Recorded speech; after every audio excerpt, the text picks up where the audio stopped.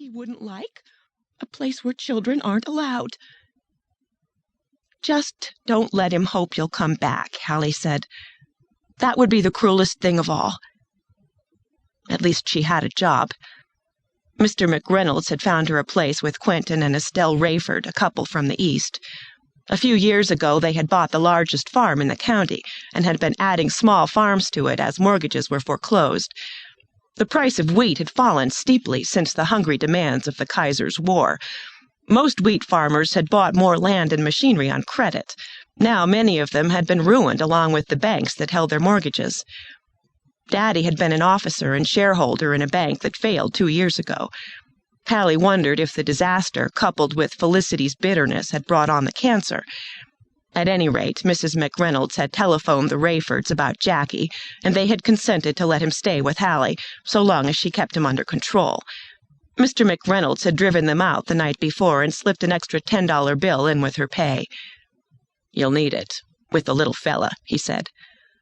"But Mrs. McReynolds already gave me $5. He grinned. "Did she? Good for her. The Rafords are out this evening. They said for you to go up to your room on the second story and have breakfast ready at 7:30. 7:30?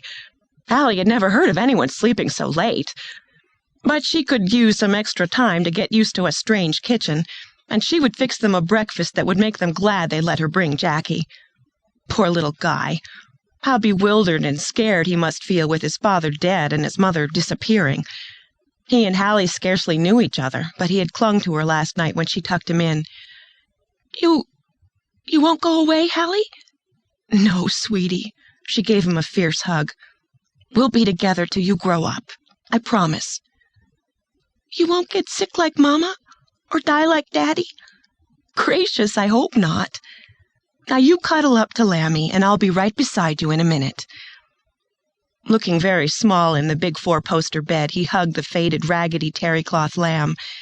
He was asleep, tears dried on his cheeks while Hallie finished getting ready for bed. How lucky to be at a farmhouse with a bathroom and electric lights. Plenty of houses in town didn't have indoor plumbing, though the McReynoldses did. Now, in the first golden morning light, Hallie propped her pillow against Jackie's back, hoping he would sleep till breakfast was over and she could devote some time to him. Hallie's thick black hair was defiantly straight, and she braided and coiled it on top of her head. She had bangs, and when there was time, she liked to curl them with her curling iron so they fluffed over a forehead that she considered too high, and softened a rather long face. She had no way to heat the iron in this room, but the Rafords would scarcely mind what she looked like if she cooked to their taste and kept the house pretty. Hallie tied on her apron and hurried downstairs. Not that there was any hurry, except in herself. It was only 6 o'clock. She could start the laundry, though, churn butter, and set the bread to rising. When the washing machine was chugging away on the long-screened back porch, she set the table, laying her place near the door so she could speed to the kitchen for coffee or food. Then she set out enough cream for breakfast and biscuits before pouring the rest into the glass churn.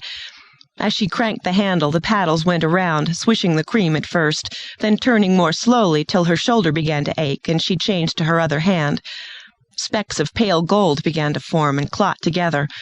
When a mass of butter formed, Hallie poured the buttermilk into jars. Her mouth watered as she thought how good it would taste with a dash of salt and pepper. Putting the butter in a stoneware crock, she worked it with a wooden paddle, carefully pressing out all the liquid till the butter was a firm, fresh-smelling mound. She scooped some into a cut-glass bowl for breakfast, glanced at the clock, and put the coffee to perk on the kerosene stove. What a blessing that would be!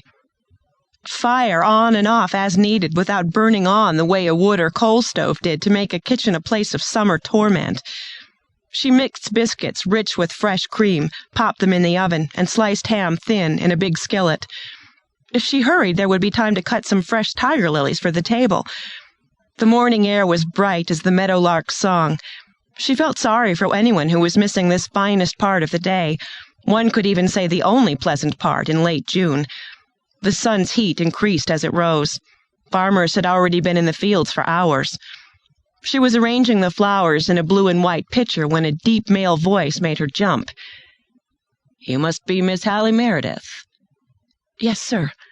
The man with tawny eyes and crisp gray hair gave the impression of filling the doorway.